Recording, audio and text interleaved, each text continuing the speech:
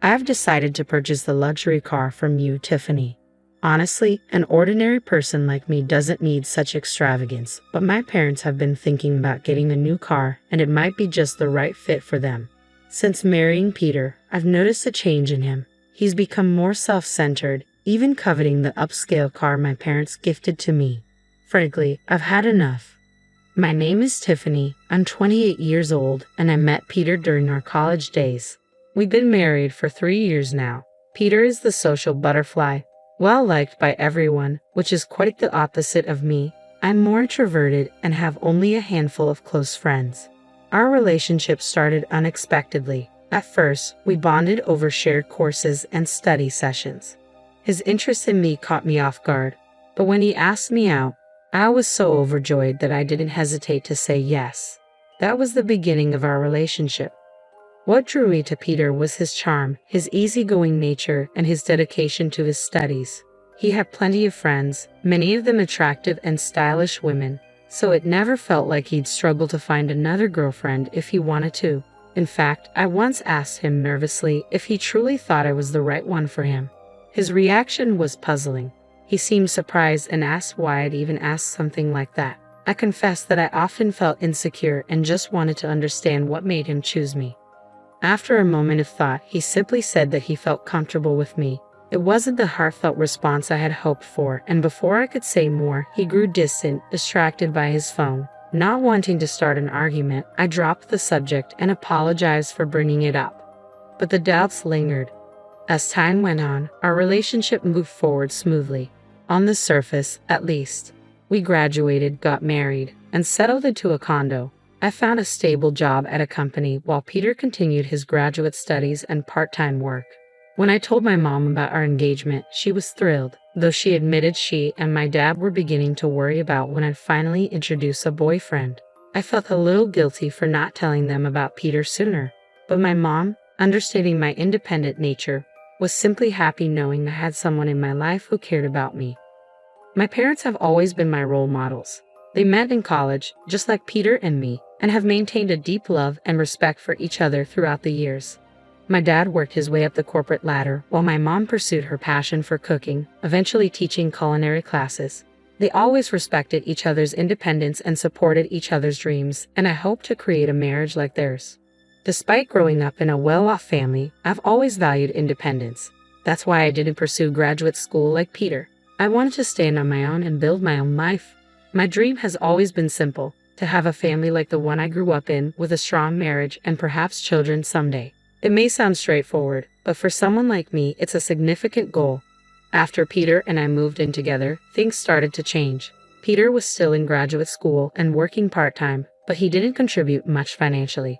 When I gently brought it up, suggesting it would help if he used more of his income for our expenses, he brushed it off, saying, "I do contribute, you know. Didn't you say you'd take care of the living expenses when we moved in together, Tiffany?" His words made me uneasy. Peter had always dreamed of becoming a professor, and that's why he was so focused on his graduate studies.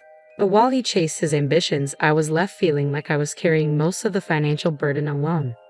I had reassured Peter not to worry about finances, given my stable job, but when he shot back at me, I could only mumble a weak agreement, unsure of how to respond. Peter let out a heavy sigh. "You wouldn't understand, Tiffany. Being a graduate student is expensive." He paused before adding, "Besides, socializing is part of it too." Then, as if it were an afterthought, he said, "Oh, and I need $1,000 for a research trip. Can you lend it to me? I'll pay you back later." Requests like these became more frequent, and the strain on our relationship grew. He started spending more nights away, leaving me alone with cold, untouched meals and unanswered phone calls. When he finally returned, often in good spirits, I found myself too forgiving. Out of the blue, he'd suggest, "Hey Tiffany, remember you wanted to go somewhere? I have tomorrow off. Let's go." Or he'd compliment my cooking, making me feel momentarily appreciated. Every time Peter showed kindness, I caught glimpses of the happy marriage I longed for. It made me hesitate to confront the deeper issues, even though, deep down, I knew something was wrong.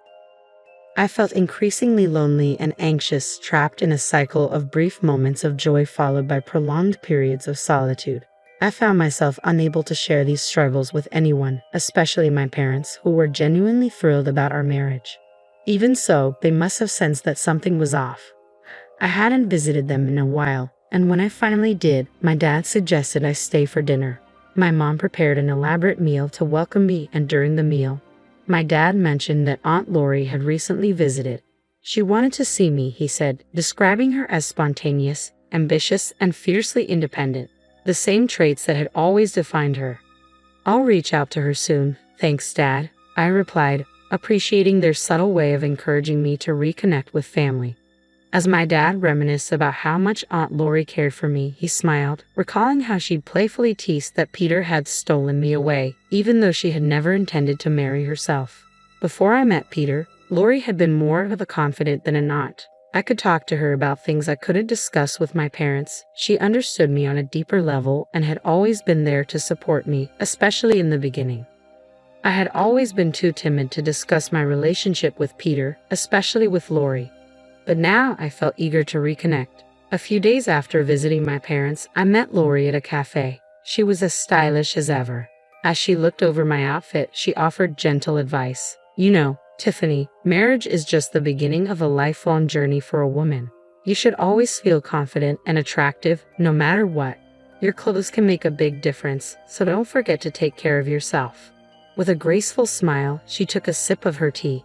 Realizing how much I had neglected my own interests, I apologized for not keeping in touch. Lori chuckled and said, "That's so typical of you, Tiffany. It's good to be honest and serious, but being too timid often comes from a lack of experience. Still, I was thrilled when I heard you found someone special." I thought, finally, Tiffany is taking a step forward. It had been ages since I spent time with someone on a day off, and the weather was perfect, making our outing even more refreshing. We settled on the terrace, basking in the warm sunlight. In that tranquil moment, I felt comfortable enough to share my concerns with Lori. At first, I had believed that even someone as reserved as I could make a relationship work with Peter. But lately, doubts had been creeping in. Lori listened attentively, nodding empathetically without interrupting. When I finished, she asked softly, "I suppose you haven't mentioned any of this to your parents, have you, Tiffany?" "No," I admitted. "I even hesitated to tell you today. I didn't want to reveal my vulnerabilities to anyone. I thought I should be able to handle this on my own to prove that I can be truly independent. If Mom and Dad found out, they'd probably want me to move back home right away. I want to try and handle this by myself as much as I can." Lori respected my decision, not pushing the matter further. But she gently assured me, "If you ever need help, let me know first. If my dear Tiffany asks, I'll be there for you, no matter where I am." A month later, my mom called me casually. "When you have time, could you come over? It's nothing urgent." Since I had the next day off, I decided to visit my parents. As I pulled up to my parents' house, I noticed a new car parked in the driveway. Excitement bubbled up inside me. "Dad, is this car new? Did you just get it? Can I take it for a spin?" I joked, my enthusiasm evident as I admired the sleek vehicle. "Don't worry about that," Dad said, smiling warmly. "This car is for you, Tiffany. Use it however you like. It'll come in handy." Mom added softly, "We saw this car in a TV commercial and remembered you said you liked it. So, it's our gift to you. You've been having a tough time lately, and we wanted to cheer you up. If things get rough, just drive this and come home anytime."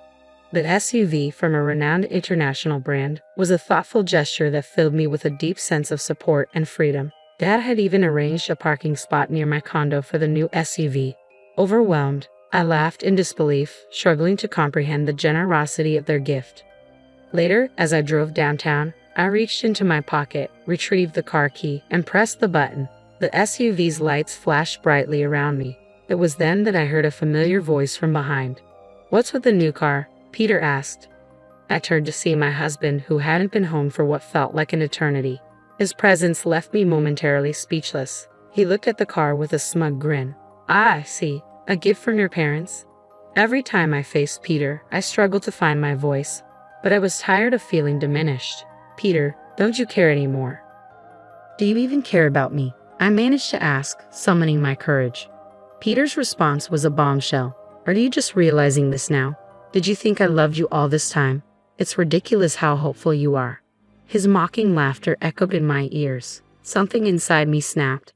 "Then why did you marry me?" I retorted louder than usual. Peter's cold reply was shocking. "Wow, you're going to be that blunt about it. So marrying me was just a means to an end for you, huh? And now you want the car too. It's wasted on you. I couldn't believe the harshness of his words. Peter remained unfazed by the pain he caused. With chilling indifference, he added, "You know, we're getting a divorce. Without me, you'll never find another man. Think about it." With those cruel words, Peter left without a second glance, leaving me feeling both angry and heartbroken. My head pounded with a headache as I sat in the driver's seat, trying to calm myself. Eventually, I reached out to Aunt Lori for advice after a few days of reflecting on the situation. I agreed to the divorce and moved back in with my parents. They welcomed me with open arms, and for a while, life felt peaceful again. However, that peace was short-lived. One afternoon, Peter showed up at my parents' house, accompanied by his parents. They all settled into the living room, and Peter's father spoke in a stern tone. "We're here to discuss our son's divorce," he began. As the conversation about the divorce unfolded, I took a firm stand. "If you don't agree to the divorce," I warned Peter, "I'll use my parents' connections at the university to jeopardize your future. It wouldn't be hard to damage the career of a junior registrar if their daughter files a complaint." Peter, who genuinely cared for me, was taken aback by my approach. He felt my tactics were aggressive and intimidating, as if I was trying to force his hand. His father argued vehemently. "We could easily contest the divorce," he said. "Tiffany, beneath her simple appearance, is manipulative and greedy." Poor Peter. I heard she even paid him to stay away. She must have entertained other men. We should take this to family court and claim Peter was coerced into this divorce. But if Tiffany were to make a genuine apology, maybe things could be different. For instance, if she gave up the car she's been driving, it might help smooth things over. Peter and his parents listened silently, absorbing his father's protests. Just then, the doorbell rang, and my mom answered it. Aunt Lori walked in, appearing behind her. "Sorry I'm late," Lori said, joining the discussion. "How's it going?" Peter's family, who had met Lori only once at my wedding, was taken aback. "What are you doing here?" Peter's mother objected. "It's rude to barge in like this. We're in the middle of something." Lori remained unfazed. "You've heard about Peter's divorce, haven't you?" "How would an outsider like you know about this?" Peter's mother challenged. Lori continued, "I was informed by my brother earlier. I couldn't miss such an important moment for my dear niece." Peter's mother retorted, "You're probably here to stop the divorce or for money. Are you still going to make accusations after seeing this?" Without missing a beat, Lori pulled out a stack of documents from her bag and laid them out on the table for everyone to see. "I hired a private detective to look into this," she revealed. "It turns out Peter has been cheating on Tiffany with multiple women. He hardly came home because of it, taking advantage of Tiffany's kindness and even asking her for money." The revelation left everyone in stunned silence, and the tone of the meeting shifted dramatically as everyone processed the gravity of Lori's findings. I was deeply immersed in my university research, so when I did make it home, we spent time together sharing meals and going on trips. To the outside world, we appeared like any other married couple. "Say something, Tiffany," Peter pleaded, his voice tinged with desperation. "You don't need to defend yourself," his father quickly reassured him. "We'll handle this. It's not your fault." "That's right," Peter's mother added. "These documents from who knows where surely fabricated. Our Peter would never engage in such acts. He's a kind, outstanding son." "Kind to his parents, maybe," Aunt Lori interjected sharply. "But it seems his kindness doesn't extend beyond that." Beneath her calm demeanor, Aunt Lori was resolute. She pulled out a photograph from the stack of documents. "I was at a hotel for a business meeting recently and saw William there with another woman, looking quite cozy. I had the detective look into William as well, and the results were just as I suspected. Do you understand now?" Peter's mother's face went pale as she grabbed the documents and examined them closely. "What is this? William, how long has this been going on? It's all lies, isn't it?" "Kayla, stop looking," William said, trying to snatch the documents from her, but it was too late.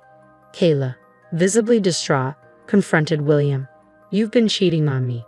The car you wanted so badly was for her, wasn't it?"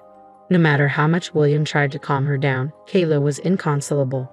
She stormed out of the house, tears streaming down her face, with William trailing behind her, desperately trying to explain. In the ensuing chaos, Peter blurted out, "Hey, wait. What about me?" He followed them out, equally confused. The rest of us were left in stunned silence, but Aunt Lori wore a satisfied smile, giving me a knowing wink. It was clear she had anticipated the dramatic turn of events and the revelations that needed to come to light. After the tumultuous events, Aunt Lori shared with me that Peter's parents had eventually divorced. "You won't fall for such a terrible man again," she assured me. "Let's make you even more attractive. I'll teach you everything about grooming and self-care." Despite her busy schedule, Aunt Lori frequently visited, taking me out for meals and shopping trips. During this time, I absorbed a great deal from her, gaining a new perspective on self-care and confidence. A year after the divorce, I made a pivotal decision to attend graduate school. I dedicated myself to my studies and personal development, a period of transformation for me. One day, while at a street intersection, I heard someone call my name. Turning around, I found Peter standing there. "It's been a while. You've changed a lot," he remarked with a hint of surprise in his tone. I barely recognized him at first. To Peter, the woman he once knew as his plain ex-wife had evolved into someone stunningly beautiful and confident. Meanwhile, Peter's life had taken a downturn. Following his parents' public divorce scandal, he had dropped out of graduate school. With his parents, William and Kayla, cutting off financial support due to the chaos he had caused, Peter struggled to pay for tuition and living expenses. The carefree life he once enjoyed was a distant memory. The women who had once shown interest in him had drifted away, and his former glory had vanished almost overnight. As Peter was about to suggest catching up, a man approached us. "Sorry for the wait. Are you a friend of Tiffany's?" he asked. It was Kevin, the man I had recently started seeing. Kevin's arrival was perfectly timed, underscoring the new chapter of my life that Peter was no longer a part of. Nearby, a group of women couldn't help but admire Kevin.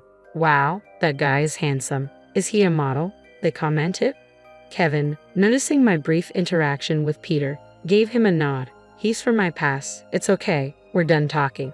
"Let's go," Kevin said, taking my hand. Peter stood there, stunned, as Kevin confidently led me away. Without giving Peter another thought, Kevin and I walked towards the crosswalk. I kept my gaze straight ahead, focused on the path in front of us and the future that awaited. I didn't look back even once as we left.